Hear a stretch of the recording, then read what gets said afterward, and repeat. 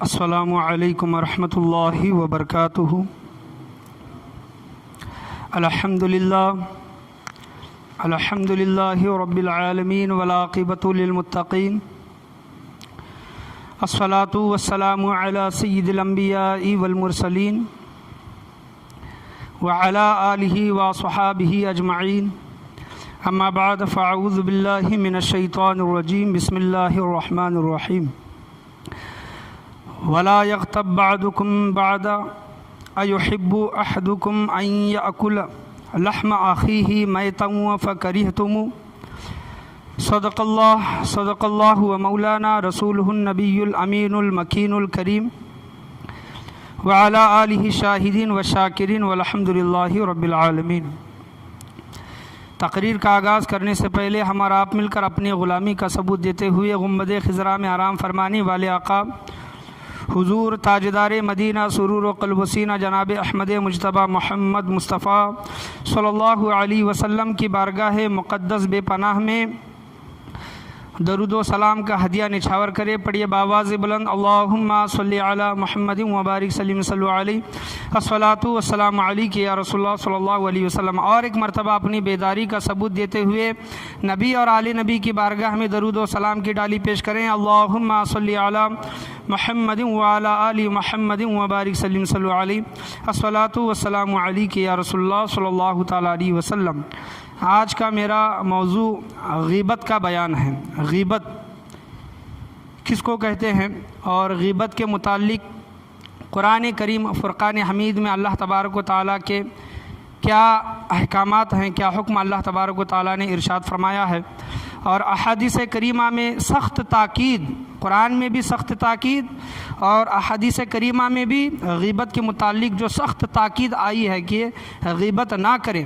انشاءاللہ عز و جل آج مختصر وقت میں آپ کے سامنے بیان کرنے کی کوشش کروں گا۔ وقت زیادہ ہوا ہے، میں نے تقریر کا آغاز دیر سے کیا ہے لیکن جلدی ختم کروں گا، اور یہی موضوع انشاءاللہ عز و جل اللہ تبارک و تعالیٰ اگر چاہے تو اگلے جمعہ میں بھی مختصر طور پر اس عنوان پر میں بات کرنا چاہوں گا۔ تو غیبت کے متعلق میں نے آپ کے سامنے خطبے کے بعد آیت پڑھی، 26ویں پاری کی آیت ہے، 14واں رکوع ہے۔ اللہ تبارک و تعالیٰ ارشاد فرماتا ہے وَلَا يَغْتَبْ بَعْضُكُمْ بَعْضًا أَيُحِبُّ أَحَدُكُمْ أَن يَأْكُلَ لَحْمَ أَخِيهِ مَيْتًا فَكَرِهْتُمُوهُ۔ اس کا ترجمہ یہ ہے کہ اور ایک دوسرے کی غیبت نہ کرو۔ وَلَا يَغْتَبْ بَعْضُكُمْ بَعْضًا، اور ایک دوسرے کی غیبت نہ کرو۔ أَيُحِبُّ أَحَدُكُمْ، کیا تم میں کوئی پسند کرے گا، رکھے گا، کیا تم میں کوئی پسند رکھے گا کہ ان یاکل لحم اخیہ میتا، کہ اپنے مردار بھائی کا گوشت کھائے۔ اللہ اکبر، اپنے مرے ہوئے بھائی کا گوشت کھائے، کسی جانور کا نہیں بلکہ انسان کا، اور وہ انسان جو تمہارا بھائی ہے، چاہے سگا بھائی ہو یا پھر مسلمان بھائی ہو۔ ایحب احدکم ان یاکل لحم اخیہ میتا فَكَرِهْتُمُ، گوشت کھائے تو تمہیں یہ ہرگز گوارا نہیں ہوگا۔ فَكَرِهْتُمُ، اللہ تبارک و تعالیٰ خود کہتا ہے آگے کہ تمہیں یہ گوارا نہیں ہوگا کہ ہم اپنے کیا کریں، مردار بھائی کا گوشت کھائیں۔ تو مردار بھائی کا گوشت کھانا، اللہ تبارک و تعالیٰ نے غیبت سے اس کو کیا کیا ہے، اس کو مثال دے کر اللہ تبارک و تعالیٰ نے لوگوں کو سمجھایا ہے کہ تم کسی کی غیبت کرتے ہو تو گویا تم اپنے مردار بھائی کا کیا کر رہے ہو، گوشت کھا رہے ہو۔ کہ دیکھیں کہ ایک تو گوشت کھانا اور کچا گوشت کھانا، پکا ہوا گوشت کھانا اور کچا گوشت کھانا۔ ہم جانوروں کا بھی کچا گوشت نہیں کھاتے، اس کو پکا کر، اس کو مرچ مسالہ وغیرہ لگا کر اس کو کیا کرتے ہیں، ہم کھاتے ہیں۔ لیکن یہاں پر جو قرآن کریم فرقان حمید میں جو مثال دے کر جو اللہ تبارک و تعالیٰ نے بیان کیا ہے کہ تم کچا گوشت کھا رہے ہو، وہ بھی جانور کا نہیں بلکہ اپنے مردار بھائی کا، اپنے مرے ہوئے بھائی کا۔ تو جس طرح یہ غیبت کیا ہے کہ اگر ہم گویا کسی مردار بھائی کا گوشت کھا رہے ہیں، جس طرح اس کو تکلیف ہوتی ہے، دیکھیں کہ کوئی جسم سے اگر کوئی گوشت نکال لے، چمڑا نکال لے، تو جس طرح مردے کو بھی تکلیف ہوتی ہے، کسی کا ہم گوشت نکال کر نہیں کھا سکتے کیونکہ اس کو تکلیف ہوگی، اس کو ایذا پہنچے گی۔ تو ہم اپنے مسلمان بھائی کے پیٹھ کے پیچھے جو غیبت کرتے ہیں، اس کی برائی جو بیان کرتے ہیں، تو گویا ایسی ہے کہ ہم اس کا گوشت کھا رہے ہیں۔ جس طرح اس کا گوشت کھانے سے اس کو تکلیف پہنچتی ہے، اسی طرح علماء کرام بیان کرتے ہیں کہ اس کے پیٹھ کے پیچھے جو تم بات کرو گے تو اس کو تکلیف پہنچے گی۔ اور یہاں پر ایک پیارا جملہ علماء کرام، میں اپنی تقریر مختصری کروں گا انشاءاللہ، جو بھی واقعات احادیث کریمہ کچھ بچیں گی تو انشاءاللہ میں اس کو آنے والے جمعہ میں بیان کروں گا، لیکن کچھ نکات بیان کر کے میں وقت پر تقریر کو ختم کرنا چاہوں گا کہ مردار بھائی کا گوشت کیوں بولا گیا؟ کیا گویا تم اپنے مردار بھائی کا گوشت کھا رہے ہو، ایسا کیوں بولا گیا؟ کہ دیکھیں کہ ایک مثال دے کر علماء کرام بیان کرتے ہیں کہ ہمارے سامنے ایک مرا ہوا انسان کیا ہوا ہے، ہمارے سامنے پڑا ہے، وہ مسلمان بھائی ہو یا پھر سگا بھائی ہو، اگر اس کو کاٹ لیں گے، اس کا گوشت وغیرہ کاٹ لیں گے تو وہ کیا کرے گا؟ حرکت نہیں کرے گا۔ کیا کرے گا؟ اس کو کچھ حرکت وغیرہ وہ نہیں کرے گا۔ تو گویا اسی طرح علماء کرام بیان کرتے ہیں کہ تم اپنے مسلمان بھائی کے پیٹھ کے پیچھے جو برائی بیان کرتے ہو تو وہ کچھ کر نہیں سکتا۔ مثال کے طور پر اگر زندہ انسان کو اگر ہم تکلیف دینا چاہیں، مارنا چاہیں، تو وہ بھی رد عمل کرے گا، وہ بھی ہمیں مارے گا یا پھر ہمیں روکے گا، کوئی زندہ انسان۔ لیکن مرا ہوا انسان کیا کر سکتا ہے؟ کچھ نہیں کر سکتا۔ اور اسی طرح اگر کسی مسلمان بھائی کے ہم پیٹھ کے پیچھے برائی کرتے ہیں اور اسے پتہ نہیں ہے تو وہ کچھ نہیں کرے گا، کیونکہ اس کو معلوم ہی نہیں ہے۔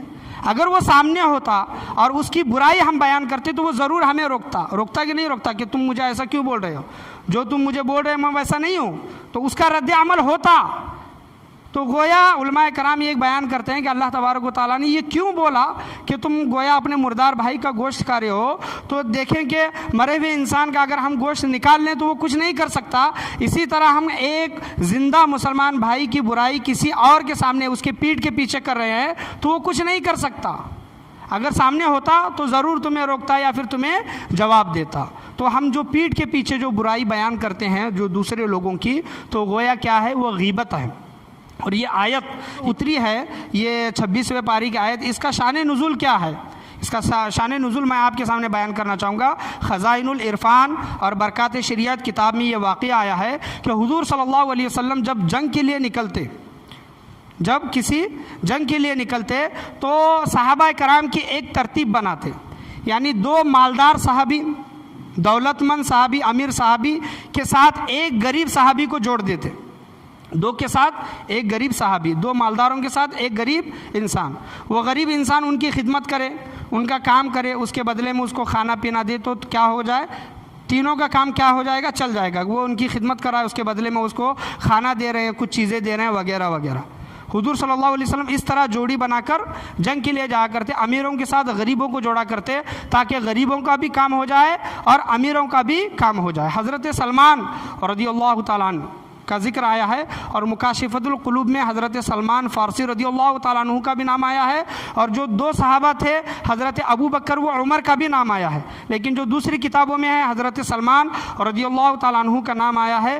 آپ صلی اللہ علیہ وسلم نے حضرت سلمان رضی اللہ تعالیٰ عنہ کو 2 صحابی کے ساتھ کیا کیا؟ منتخب کر دیا، اور جنگ کے لیے نکلے، کسی جگہ رکے، آرام کرنے کے لیے رکے۔ حضرت سلمان رضی اللہ تعالیٰ عنہ کو جب کھانا پکانا تھا تو وہ اس وقت سو گئے، اور جب جاگے تو کھانا وغیرہ کچھ پکا ہوا نہیں تھا۔ جو 2 مالدار صحابی تھے انہوں نے کیا کیا؟ یہ آیت کا شان نزول، غیبت کی جو آیت اتری ہے اس کا شان نزول میں آپ کو بیان کر رہا ہوں، آیت کا شان نزول۔ تو وہ 2 صحابی نے کہا کہ جاؤ حضور صلی اللہ علیہ وسلم کے پاس جاؤ، وہاں پر اگر کچھ کھانا مل جائے تو لے کر آؤ۔ اور حضور صلی اللہ علیہ وسلم کی خدمت میں اس وقت حضرت اسامہ رضی اللہ تعالیٰ عنہ تھے۔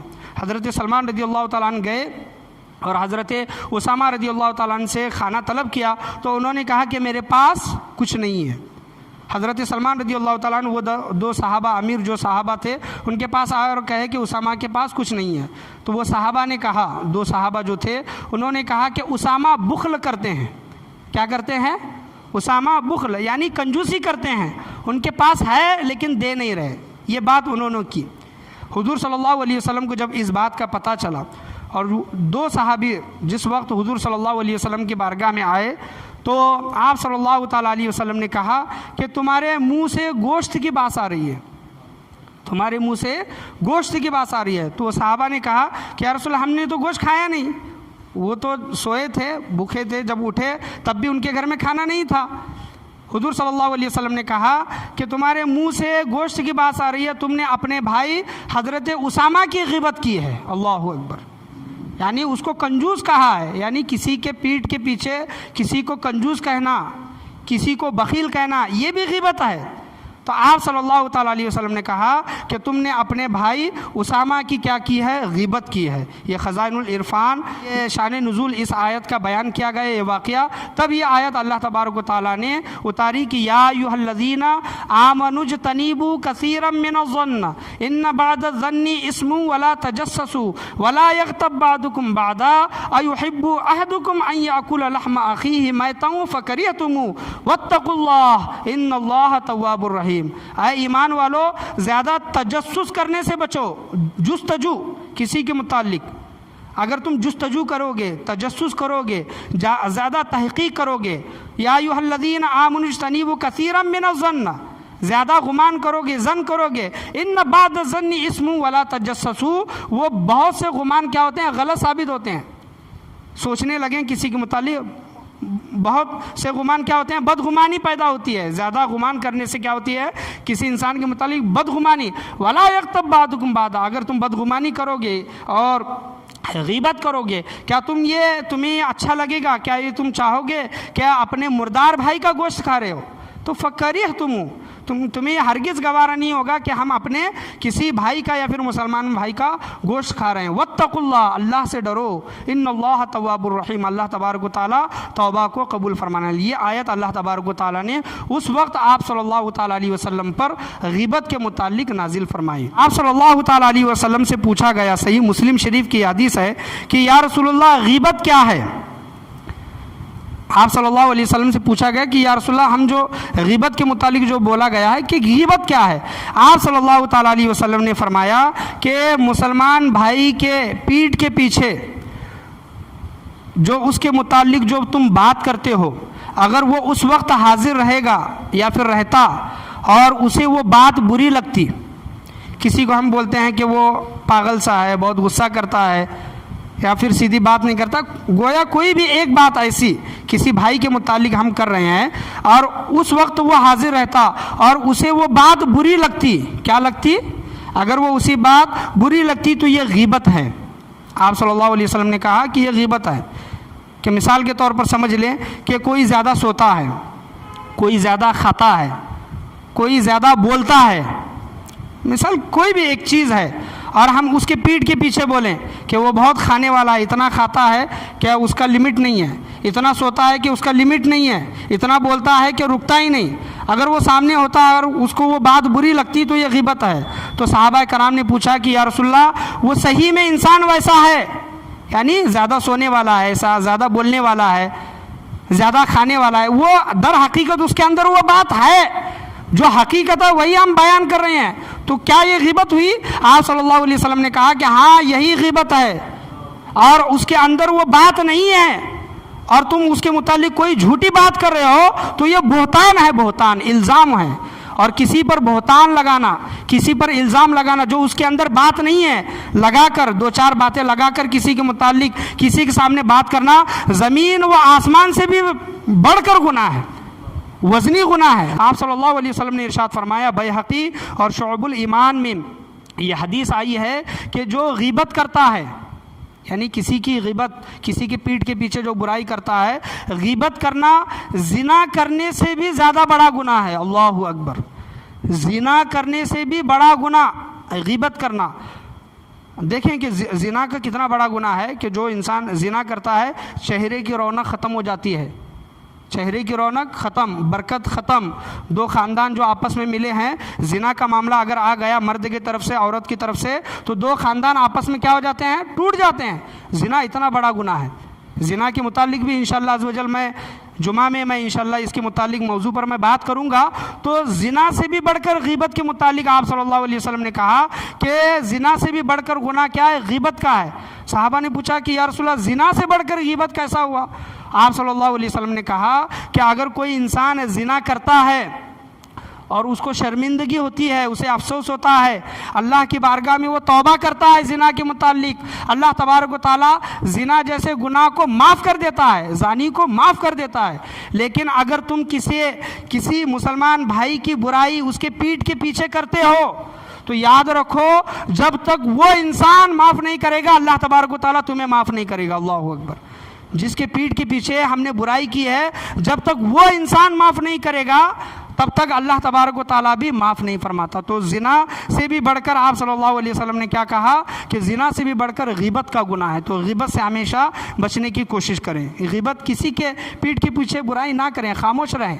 خاموش اگر رہیں گے، آپ صلی اللہ علیہ وسلم کا جو خاموش رہا اس نے نجات پائی۔ کس کے متعلق؟ یہ غیبت چغلی وغیرہ جو کرتے ہیں اسی کے متعلق بیان کیا کہ غیبت چغلی وغیرہ کرنے سے بہتر ہے کہ تم خاموش رہو۔ خاموشی میں کیا ہے؟ نجات ہے۔ ابو داؤد شریف کی حدیث ہے، حضرت معیز اسلمی رضی اللہ تعالیٰ عنہ کو انہوں نے اپنے زنا کا جو انہوں نے گناہ کیا تھا وہ حضور صلی اللہ علیہ وسلم کے سامنے اقرار کیا۔ اور زنا کی سزا کیا ہے کہ اس کو سنگسار یعنی پتھروں سے مار کر اس کو کیا کیا جائے، اسلامی یہ قانون ہے، یہ قاعدہ ہے جہاں پر اسلامی حکومت ہے، اس کو پتھروں سے مار کر سنگسار کر کے اس کو کیا کیا جائے، ختم کیا جائے۔ تو حضرت معیز اسلمی رضی اللہ تعالیٰ عنہ نے حضور صلی اللہ علیہ وسلم کے سامنے کہا کہ یا رسول اللہ میں نے زنا کیا ہے، میرے پر حد جاری کرے، جو سزا ہونی ہے وہ حد جاری کرے، کیونکہ میں آخرت میں اللہ تبارک و تعالیٰ کا عذاب نہیں جھیل سکتا۔ آخرت کا عذاب بہت سخت ہے، یاد رکھیں۔ دنیا میں تھوڑی بہت چوٹ لگ جائے، تھوڑی بہت سزا مل جائے، ٹھیک ہے، اس کا کفارہ دنیا ہی میں ہو گیا، لیکن جو گناہ کر کے دنیا میں وہ سزا نہ بھگتے اور آخرت میں جو سزا اللہ نے اس کے لیے تیار کر کے رکھی ہے، کوئی بھی گناہ ہو، وہ بہت بہت بڑا عذاب ہے، یاد رکھیں۔ تو آپ صلی اللہ علیہ وسلم نے حد جاری کی، انہوں نے توبہ بھی کی تھی، استغفار بھی کیا تھا، لیکن وہ جو حد جو جاری کرنی ہوتی ہے، سزا جو دینی ہوتی ہے وہ حق ہے، وہ سزا سے کوئی چھوٹ نہیں سکتا۔ جو زانی ہے آپ صلی اللہ علیہ وسلم نے اس کو سنگسار پتھروں سے مارنے کا حکم دیا اور ان کو ختم کر دیا گیا، سنگسار کیا گیا۔ وہیں پر دو صحابہ کرام ٹھہر کر بات کر رہے تھے آپس میں کہ کیسا بدبخت انسان ہے کہ گناہ بھی کیا، اس نے گناہ بھی کیا اور اللہ نے اس کے گناہ پر پردہ ڈالا تھا۔ کیا ڈالا تھا؟ اللہ نے اس کے گناہ پر پردہ ڈالا تھا اور اپنے گناہ کا اقرار بھی کیا، لوگوں کو بتایا بھی کہ میں نے گناہ کیا ہے، کہ کیسا بدبخت انسان ہے۔ صحابہ کرام نے آپس میں بات کی، آپ صلی اللہ علیہ وسلم نے ان کی باتوں کو سنا اور وہاں سے جب چلے، راستے میں جب چلنے لگے تو وہاں پر ایک گدھا مرا ہوا تھا، گدھا مر کر پڑا ہوا تھا، اس کے پیر کھلے ہوئے تھے۔ آپ صلی اللہ علیہ وسلم نے دونوں صحابہ کو بلایا جو آپس میں بات کر رہے تھے اور کہا کہ اس مرے ہوئے گدھے کا گوشت کھاؤ۔ دونوں صحابہ کو کہا کہ اس مرے ہوئے گدھے کا گوشت کھاؤ۔ صحابہ نے عرض کیا، دونوں صحابیوں نے، کہ یا رسول اللہ ہم مرے ہوئے گدھے کا گوشت کیسے کھا سکتے ہیں؟ تو آپ صلی اللہ علیہ وسلم نے کہا کہ تم نے اپنے بھائی کے اس کے پیٹھ کے پیچھے جو برائی کی ہے، مرے ہوئے گدھے کا گوشت کھانے سے بھی بڑا گناہ ہے۔ اللہ اکبر۔ یعنی حضرت معیز اسلمی رضی اللہ تعالیٰ عنہ نے جو توبہ کی تھی، اپنے گناہوں پر جو توبہ کی تھی، انہیں جو دنیا میں سزا ملنی تھی مل گئی۔ آپ صلی اللہ علیہ وسلم کہتے ہیں کہ وہ جنت کی نہروں میں ہیں، وہ معیز اسلمی۔ اور آپ صلی اللہ علیہ وسلم نے یہاں تک بیان کیا کہ انہوں نے ایسی توبہ کی ہے، اللہ کی بارگاہ میں انہوں نے ایسی توبہ کی ہے، وہ توبہ تمام لوگوں میں بانٹ دی جائے، اللہ تبارک و تعالیٰ ان کے توبہ کے صدقے میں تمام لوگوں کی بخشش و مغفرت فرما دے۔ لیکن جو قاعدہ ہے، جو قانون ہے، جو اسلامی جو سزا ہے وہ دینی ہوتی ہے، جو دنیا میں نہیں بھگتے گا وہ آخرت میں ہے۔ تو اس وجہ سے انہوں نے دنیا میں سزا پانا انہوں نے کیا کیا؟ قبول کیا۔ اور تم اس انسان کی جو اللہ کی بارگاہ میں مقبول ہو گیا، اللہ نے اس کی توبہ کو قبول کی، اس کو جنت میں داخل کیا، اس کی پیٹھ کے پیچھے تم برائی کر رہے ہو، گویا مرے ہوئے گدھے کا گوشت کھانے سے بھی بدتر ہے۔ اللہ اکبر کبیرہ۔ تو اللہ تبارک و تعالیٰ فرماتا ہے ایحب احدکم ان یاکل لحم اخیہ، کیا تم یہ پسند کرتے ہو کہ اپنے مرے ہوئے بھائی کا گوشت کھاؤ؟ اللہ تبارک و تعالیٰ نے اس چیز سے سخت منع فرمایا ہے۔ آپ صلی اللہ علیہ وسلم کی بارگاہ میں صحابہ کرام بیٹھے تھے، حضرت جابر رضی اللہ تعالیٰ عنہ یہ ارشاد فرماتے ہیں، یہ الترغیب والترہیب کتاب میں یہ واقعہ آیا ہے کہ اچانک ایک بدبو اٹھی، اچانک ایک स्मेल आने लगी।